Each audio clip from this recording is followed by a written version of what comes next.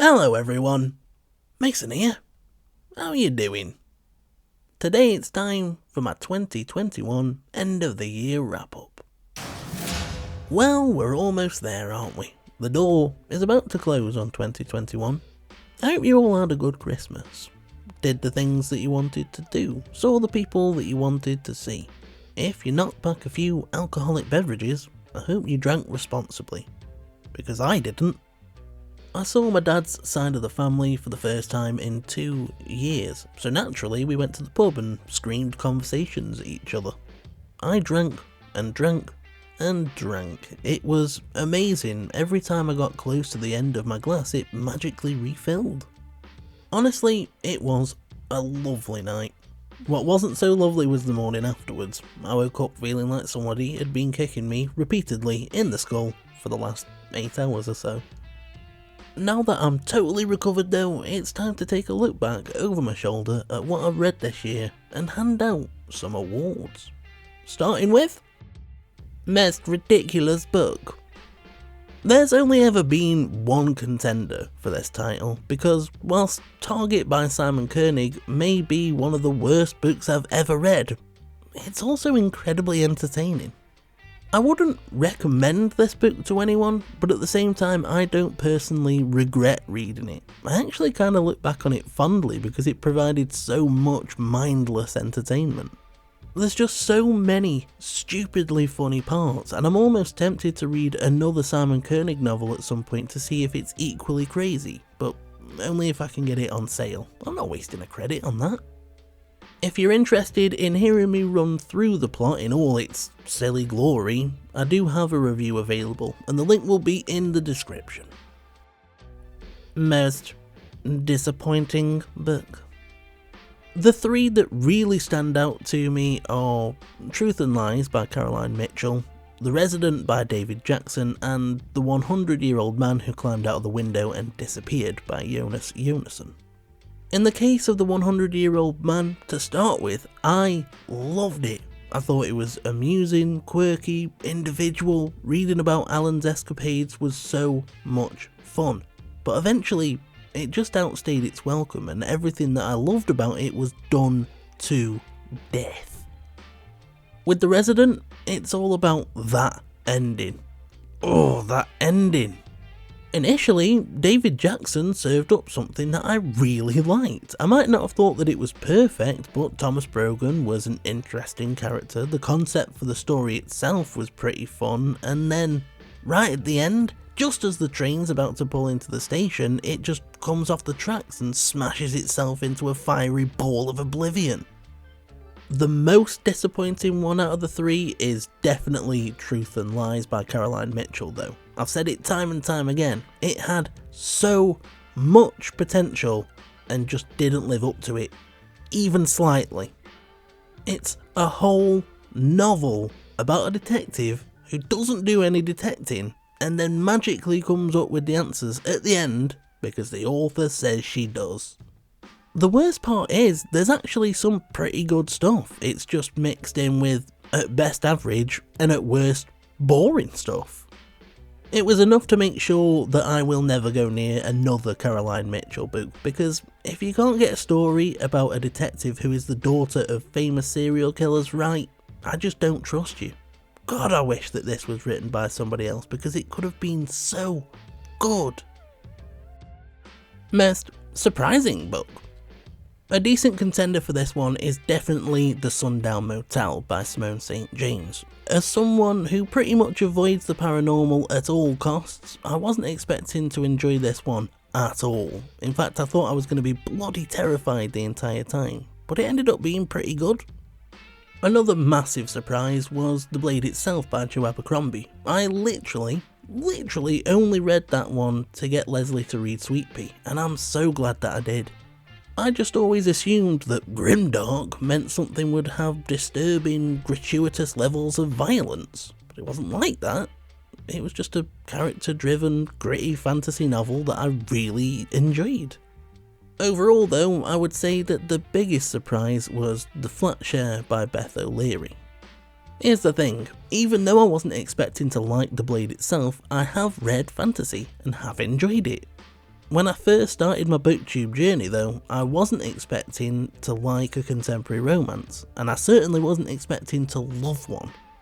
I've never really been into rom-coms, but The Flat Share is funny and heartfelt, the characters feel real and relatable, and I just think that Beth O'Leary nailed it. There's only a handful of authors from this year whose name alone would make me pick up a book, and Beth O'Leary is one of them.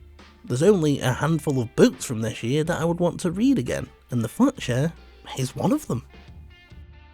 Most memorable book.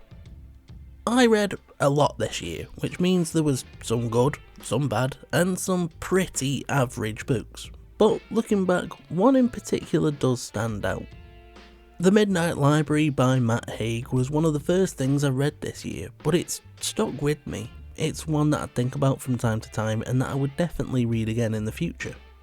I realise that it's not for everyone, but I personally think that Matt Haig did a pretty good job. Considering the subject matter, I had a good time with it, and Nora Seed is a memorable, likeable, relatable character that I just wanted to be friends with.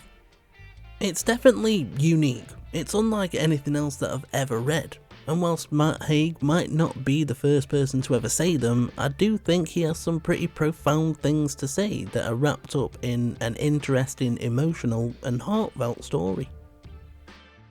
Most forgettable book. This is another one where there's only one contender, and that is, without a doubt, Under the Blade by Matt Serafini. Hilariously, Lee has forgotten this one entirely. Her brain's just deleted it. She doesn't remember a single detail, and whilst I remember slightly more, I've still forgotten most of it. In a way, I had a pretty similar experience to the one I had with The 100-Year-Old Man. It started off pretty well, and if you go back and listen to the review, you can tell that I think it had potential. The difference is, with The 100-Year-Old Man, when I got to the end it was just slightly disappointing, but with Under the Blade, I absolutely hated it. It was so bad that there was a whole chapter that I just skipped through. It was boring, the narrator was terrible, and by that point I was just desperate for it to be over. I don't even remember the main character's name. I only remember that she was shallow and unlikable. If you asked me to tell you about the plot, I couldn't, because I just don't remember. The review did contain one of my favourite moments of the year though, in which I read a passage where the main character described a man's ass as shapely buns. Most hilarious book. In terms of moments that just made me laugh out loud, there are two standouts that really couldn't be more different from one another. The first is The Switch by Beth O'Leary, and the second is Heidi's Guide to 4-Letter Words by Tara Sebeck and Andy Arndt. Despite the fact that The Switch actually deals with some pretty emotional topics, Lena and Eileen are such likeable characters. Their dynamic is great, and the two of them trying to fit into each other's lives leads to some genuinely funny moments. It still makes me laugh that I went into this one thinking that it was going to be a body swap story. Total misunderstanding on my part, but let's be honest, what I actually got was so much better.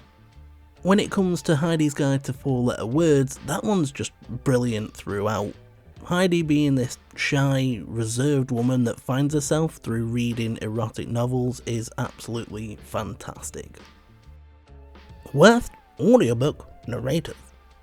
You know, Josh and Hazel's Guide to Not Dating by Christina Lauren is one of the more enjoyable contemporary romances that I've read this year. However, and I am sorry to say this because it sounds harsh, Todd Habercorn, who narrates Josh's portions, was pretty awful. For the most part, he wasn't that bad, but when he had to do Hazel's voice, it was butt-clenchingly cringeworthy, especially during the naughty scenes. The other person I chose for this is Scott Brick, which is a shame. He was one of the narrators of The Poet by Lisa Renee Jones, and I didn't think he was too bad in that, but everything else I've heard him in has been so boring. In my opinion, he's just got a bit of a drony, monotone voice. I find it hard to pay attention. I DNF'd one of the books he narrates, and I can't even remember what it was called. The biggest shame is that he's the narrator for The Passage by Justin Cronin, a book that I loved when I read it back when I could still see. I would love to continue the series, but with Scott Brick as the narrator, I just don't think it's going to happen. Best audiobook narrators. I would say, without a doubt, that Carey Mulligan from The Midnight Library, Stephen Pacey from The Blade itself, and Georgia Maguire from Sweetpea are my 3 favourites. I've said this before, but sometimes with audiobooks, the narrator just sounds like they're reading a book to you. But that's not the case with any of these 3. A great narrator makes you forget that you're listening to a book. They make the characters feel real and like you're just listening to them talk.